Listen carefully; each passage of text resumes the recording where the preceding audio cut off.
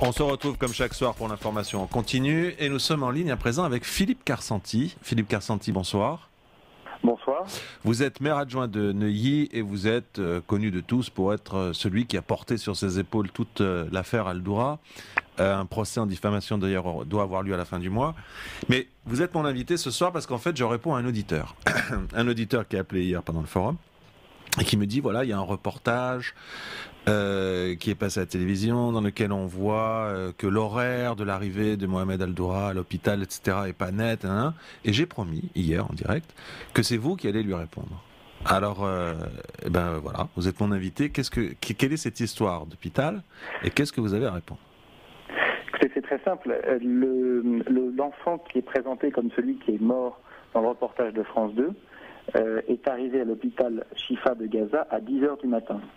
Il a été identifié comme Mohamed Aldoura. On a le médecin qui le reçoit. Le problème, c'est que le reportage de France 2 est tourné à partir de 15h, donc à 3h de l'après-midi, donc 5 heures plus tard, et il est censé se finir 45 minutes plus tard. Donc on ne peut pas être mort à 10h du matin, vivant à 15h, et mort à 15h45.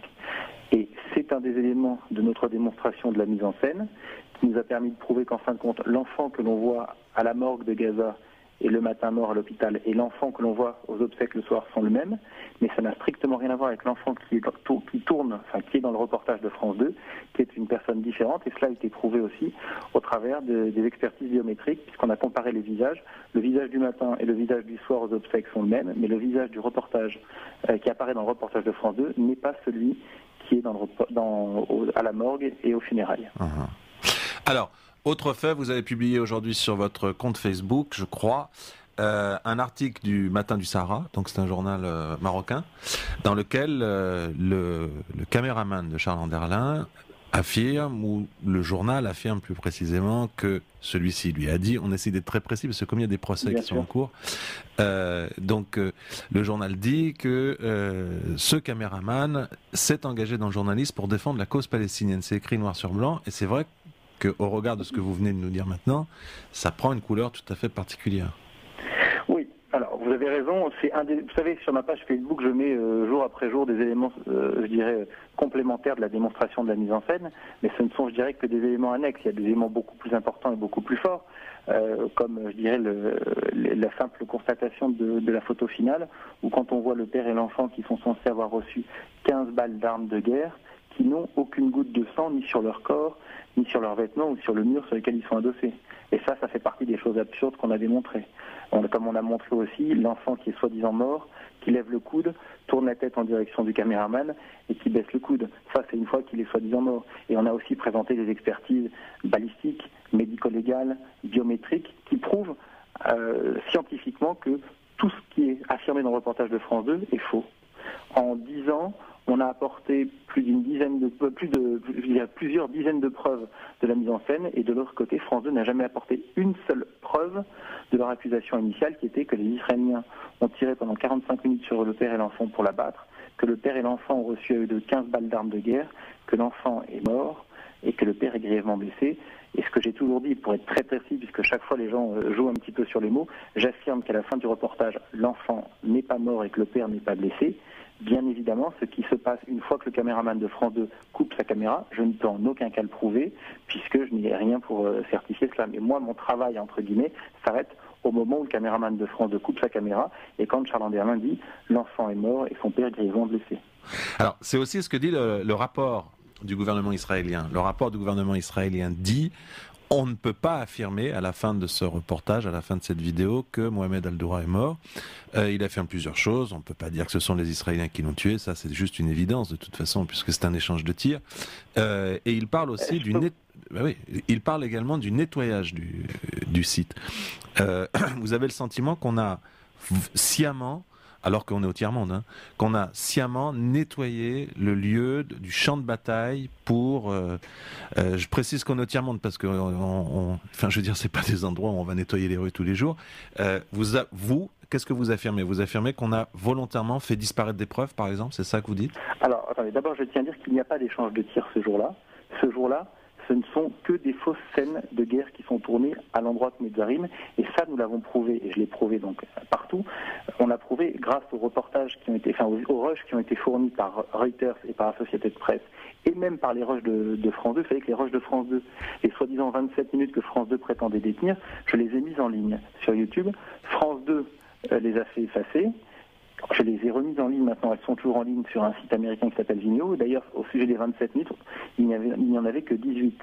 Et dans ces 18 minutes, on voit bien qu'il n'y a aucun échange de tir. Quand on voit les images de Reuters et de Associated Press, il n'y a aucun échange de tir. Et ça, c'est un argument très fort contre la thèse que défendait Charles Anderlin, qui est de dire comment pouvez-vous imaginer qu'on ait tourné une fausse scène de guerre alors qu'il y avait des vrais tirs. Non, tout est faux de A à Z. Et le reportage de France 2 est faux de la première à la dernière image. Et c'est ce que j'ai démontré. Et j'invite tous vos auditeurs à aller sur Internet, à taper mon nom ou sur Facebook pour aller voir ma page, ou même à m'envoyer un email. Mon mail est très facile, c'est philippe@carsanti.fr et je leur enverrai tous les liens. Vous verrez qu'il n'y a strictement aucun échange de tir ce jour-là. Ce ne sont que des mises en scène. Alors la question que tout le monde se pose ensuite est pourquoi le gouvernement israélien a attendu 13 ans pour réagir? Alors je pense que ça c'est une question qu'il faudra poser au gouvernement israélien, parce que c'est à eux d'aborder leur avis. Mais si je peux essayer de trouver une petite explication, vous savez, dans cette affaire-là, il y a un seul ambassadeur d'Israël qui m'a défendu toutes ces années, il s'appelle Eli Barnavi. Ah oui? C'est le seul ambassadeur qui m'a toujours défendu. C'est Eli Barnavi. Eli Barnavi. C'est l'ambassadeur le plus à gauche qu'on n'ait jamais nommé à Paris. Nissim Zivili était un homme du Parti travailliste, mais enfin vraiment celui qui est connu pour être l'homme de gauche, l'universitaire de gauche, c'est le seul qui vous a aidé. Mais vous savez que cette affaire n'est pas une affaire de droite ou de gauche, c'est même pas une affaire israélienne, c'est une affaire française, c'est une affaire déontologique, c'est une affaire de démocratie française. C'est-à-dire qu'on a face à nous un reportage qui est faux de la première à la dernière image, et on a la plupart des gens qui en parlent qui n'ont même pas regardé ces images. Eli Barnavi s'est donné la peine de regarder ces images, et il a publié un article dans Marianne qui à l'époque avait fait beaucoup de bruit, où il prenait ma défense à 100%, et on en a parlé ensemble. Il m'a dit, il n'y a aucun doute, je sais que vous avez raison, et donc c'est pour ça que je me suis toujours exprimé en votre faveur. Maintenant, si vous voulez revenir, et j'insiste vraiment sur ce côté droite-gauche qui est totalement inopérant dans ce cadre-là, puisque vous voyez bien, par exemple, que à l'époque où il y avait Ariel Sharon qui était Premier ministre, ils n'ont strictement rien fait. Pendant de très nombreuses années avec Benjamin Netanyahou, ils n'ont strictement rien fait non plus. Parce qu'au sein de l'équipe de Benjamin Netanyahou, il y avait aussi des gens qui avaient intérêt à continuer à défendre cette histoire-là. Maintenant, si vous me posez la question pourquoi ils sont pris si tard, d'abord ils n'ont pas compris l'importance historique de ces images. Ils n'ont pas compris que Al-Qaïda s'en servait. Ils n'ont pas compris que Daniel Pearl a été égorgé pour venger Mohamed Al-Doura. Récemment, et c'est ce qui a vraiment fait basculer, je dirais, les dirigeants israéliens, c'est quand ils ont vu Mohamed Merah, avant d'être abattu par la police, déclarer qu'il avait fait ça pour venger la mort des enfants palestiniens de Gaza. L'assassinat de Toulouse, c'est pour venger les enfants palestiniens de Gaza. Derrière, on a vu des gens à la télévision pour dire oui, on a pensé au petit Palestinien mort dans les bras de son père. Et là, je crois qu'il y a eu une prise de conscience. Derrière, l'enquête était déjà très avancée en Israël. D'ailleurs, si vous vous souvenez bien, les images avaient été demandées à France 2 depuis bien longtemps. J'ai même la lettre officielle qui avait été demandée par le porte-parole adjoint de l'armée en 2007. Et ces images, France 2 refusait toujours de les montrer. Et alors j'ai encore vu aussi récemment un autre petit mensonge de France Télévisions. France Télévisions dit qu'ils n'ont pas été contactés pour faire cette enquête, qu'ils n'ont pas été, on n'aura pas demandé de participer. C'est faux.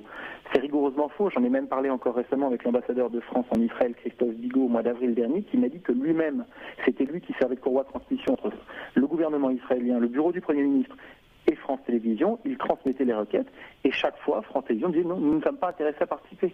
Donc c'est pour ça, et je crois que c'est vraiment vraiment important dans cette affaire de rester sur les faits et de ne pas laisser je dirais les accusations et les attaques personnelles sur cette histoire. Vous êtes de nouveau devant les tribunaux le 26 juin? Alors pas exactement.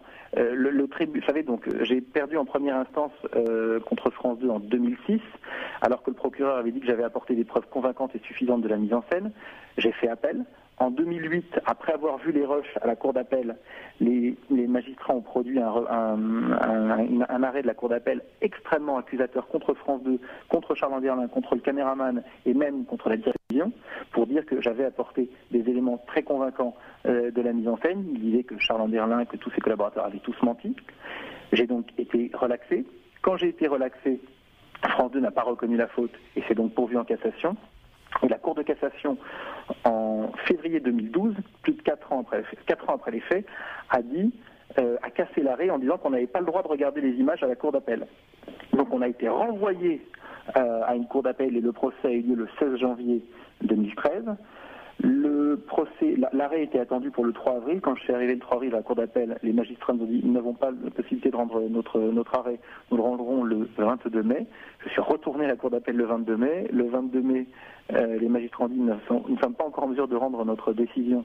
C'était juste 3 jours après la diffusion du rapport israélien. Et donc c'est renvoyé au 26 juin. Et donc le 26 juin, on aura une décision. Alors, j'insiste beaucoup là-dessus, parce que les gens ont beaucoup d'espoir sur cette décision. C'est une décision technique liée à la publication de mon article. Ça n'est pas, les magistrats l'ont très clairement dit, nous ne dirons pas si le reportage était authentique ou non. Nous dirons si, en fonction des lois de la diffamation française, qui sont des lois très strictes, vous avez respecté les 4 critères qui vous permettent d'être relaxé. Et vous savez, l'année dernière, il y a 5 ans, quand j'ai gagné en cour d'appel, France 2 n'a pas reconnu la faute. Et là, je peux être condamné sur un point technique, mais même si je suis condamné sur un point technique le 26 juin, ça n'empêchera pas que le père et l'enfant n'ont pas une goutte de sang, malgré les 15 balles d'armes de guerre qu'ils ont reçues dans le corps. Ça n'empêchera pas l'enfant mort, entre guillemets, de lever le coude, de tourner la tête en direction du caméraman.